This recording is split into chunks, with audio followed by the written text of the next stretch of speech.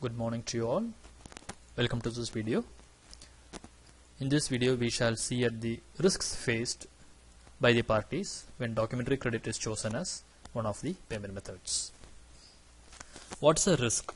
Risk is an uncertainty leading to a loss, a pecuniary loss. It could be a financial loss, it could be a reputational loss, or it could be an operational loss. The uncertainty or the loss could be due to malafide intentions or bona fide actions. It could be due to some act that is commissioned by some party or not performing an act or omission by some parties, their duties or the instructions given to them. Some of the risks could be predictable or the events could be predictable, and some of these risks could be having no mitigants at all. One of the way to mitigate this risk could be by going in for insurance. There could be operational risk which could be due to errors in people, systems or processes. What are the risks faced by a beneficiary under a documentary credit transaction? The main risk could be the risk of fraud, non-existent documents or non-existent parties. What do we mean by non-existent party? If there is no such buyer, then there will be no transaction at all in the first place, technically speaking. So that is one of the non-existent parties.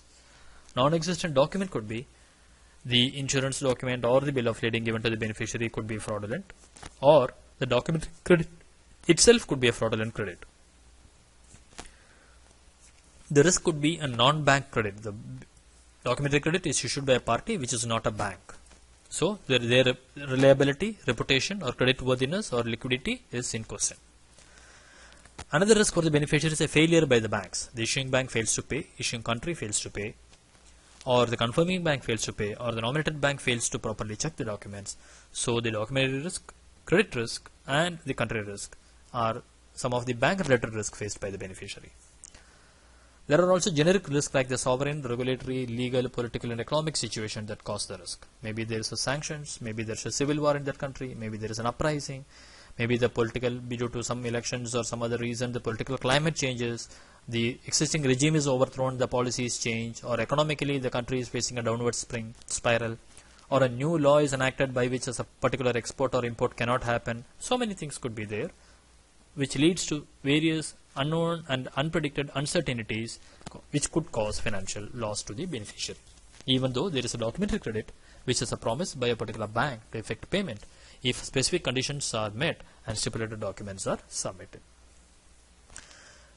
From another angle, if we look at the risk faced by the beneficiary is their inability to comply with the terms and conditions of DC. Suppose they say shipment from Chennai seaport, they are not able to ship from Chennai seaport. Suppose they say any Indian port, or suppose they say Mumbai port, then you have a Nhava Sheva port, you have a Jawaharlal Nehru Port Trust, so you are not able to ship from any of them. Then you will have a problem of not being able to comply with the terms and conditions of DC. Maybe you are not able to ship within the shipment date given. Maybe you are not able to submit the documents within the presentation period of 21 days or the expiry date of credit, maybe. Another risk is unable to procure the documents called for. Suppose they ask for a certificate of inspection stating goods are of Pakistan origin and you are shipping from Bangladesh, you may not be able to submit such a document, maybe. Or it calls for inspection certificate which gives particular quality to be evidenced in the inspection certificate, and after checking the, suppose iron ore that you are trying to export, it says the ferrous value in the iron is different from what is in the contract. Then your documents are not satisfying the requirements of the LC. Other risks are delayed payment or short payment. You are not able to ship on time or in full quantity, and you have favorable or unfavorable price movements. You have agreed a contract for $100 per kilo, and then the price has moved to $200 per kilo, but the LC says 100. So you could sell these goods in open market at 200, but under LC you will get only 100. Then there is a forex risk. Suppose you are living in Sri Lanka and you will have to convert this dollar into Sri Lankan rupees, and then you will be suffering some forex loss in case Sri Lankan rupee versus US dollar rates moves unfavorably between the time you make the shipment or the time you enter the contract and the time you actually receive the payment. There are some risks faced by the applicant also under a documentary credit. What are those? One is obsolescence of goods. By the time the goods arrive, you are not able to use them. Maybe quality had changed, maybe there is no more life if it is a perishable good, or if it is seasonal good, the season has changed if it is clothing or garments, or if it is something specific to holidays. For example, if you are having gifts and toys, and if it is not sold during the Thanksgiving and Christmas season, you may not be able to sell it. This is various types of obsolescence. By the time the goods arrive, you are not able to make money by off-selling it. Another is price fluctuation. You are entered into an agreement and issued an LC for $100 per piece, and then by the time the shipment is effected, the market price has fallen to $50 per piece. But as per LC, the invoice is $100 per piece and you have to pay it. Forex fluctuation. The forex rates have moved, and suppose you are in a country where you have to convert your local currency to dollar, and then you have to pay more local currency for every dollar that you need, and so you suffer a nominal loss. The risk of fraud. The risk of fraud is non-existent parties. The party who issued the BL or the insurance document or the other certificates are not existing. That means the documents are fraudulent. Non-existent docs. Nobody had issued a BL, but somebody created a BL just for presenting under the LC. And the document will appear compliant and you will have to effect payment, though there is no such docs and technically no such underlying goods. Non-existent goods. No goods have been shipped, but documents have been submitted, apparently compliant. Inferior quality of goods. The quality of goods, the banks are not dealing with goods, they deal only with the documents. The invoice will explain what you have called for. For example, 100 tons of paddy or 100 tons of wheat or 100 tons of rice. But the quality may not be what you want for further use in the market that you are in. Short shipment. The quantity that you expected did not come in the form of shortfall in quantity and quality. Loss or damage in transit. You are bringing oil in a tanker and the tanker sinks. You are bringing oil in a charter party BL and the charter party charterer, as a charterer you have right over the goods, but the owner takes away the vessel as well as the goods in it. Suppose you have an insurance cover, the risks covered by the insurance policy, or the dates on which the insurance policy gives you the cover, or the amount that the insurance policy covers for the shipment is not adequate. As an applicant, you may also face a risk of early or late delivery of documents to the bank. What is early or late delivery of documents to the bank? If the documents comes early, and if it is a side document, the bank will ask you to pay, and you will have to pay though the goods have not come.